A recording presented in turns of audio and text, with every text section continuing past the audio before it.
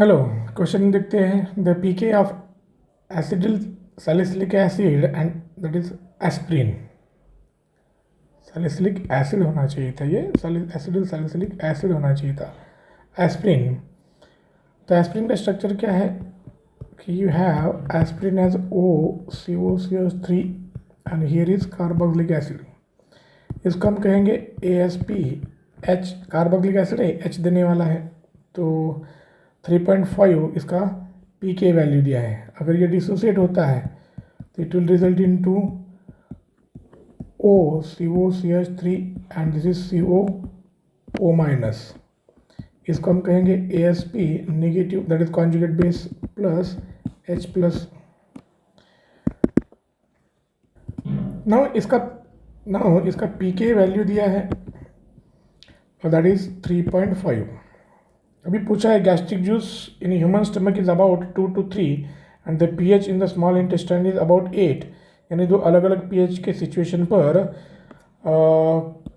कहाँ पर अनआयोनाइज रहेगा और कहाँ पे आयोनाइज फॉर्म रहेगा, that is the main part of a question.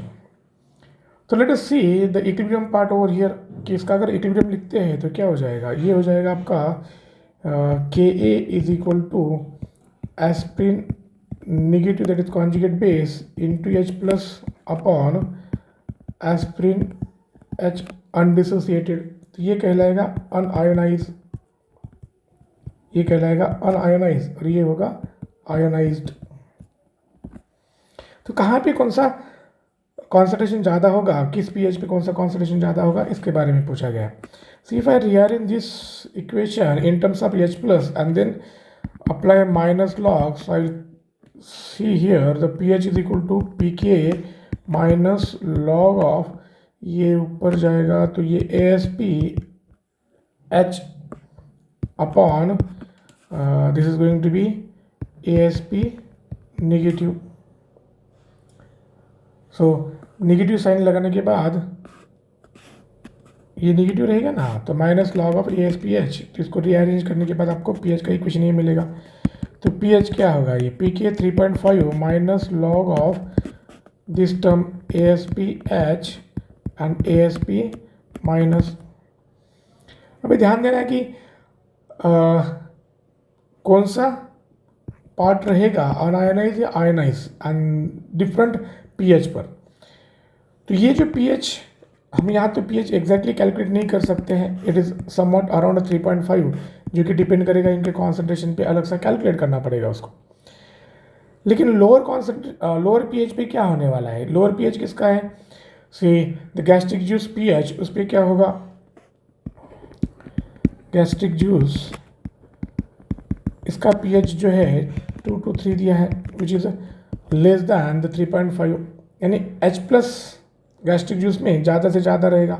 इसलिए this weak acid H plus बढ़ने की वजह से इस इक्विलिब्रियम का सप्रेशन होगा, that is common ion effect की वजह से, and therefore there is decrease in the ionize and increase in the unionize. तो यहाँ पे due to common ion effect क्या होने वाला है at this pH, due to common ion effect, common ion effect, what is the common ion, the H plus from this solution, वो क्या करेगा, इस इक्विलिब्रियम को रिवर्स लेके जाएगा।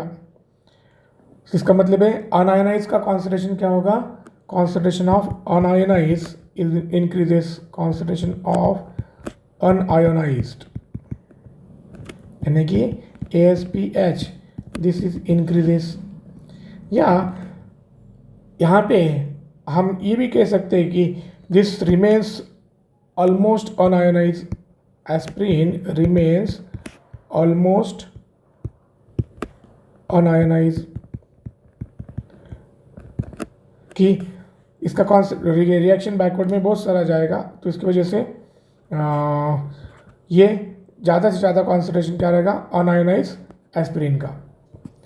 नाउ अगर हम देखेंगे कि स्मॉल इंटेस्टाइन अगर है तो स्मॉल इंटेस्टाइन में पीएच अबाउट 8 दिया है, यानी बेसिक है। सो पीएच अगर 8 है स्मॉल इंटेस्टाइन में, तो इसका मतलब है वहाँ पर OH माइनस का कॉन्सेंट्रेशन ज़्यादा रहेगा, and this now reacts with undissociated aspirin to give AsP minus plus CH2। यानी इस pH पर जहाँ पे OH माइनस का कॉन्सेंट्रेशन ज़्यादा है तो अनआयोनाइज वाला कहाँ चला जाएगा, आयोनाइज हो जाएगा, आयोनाइज होगा।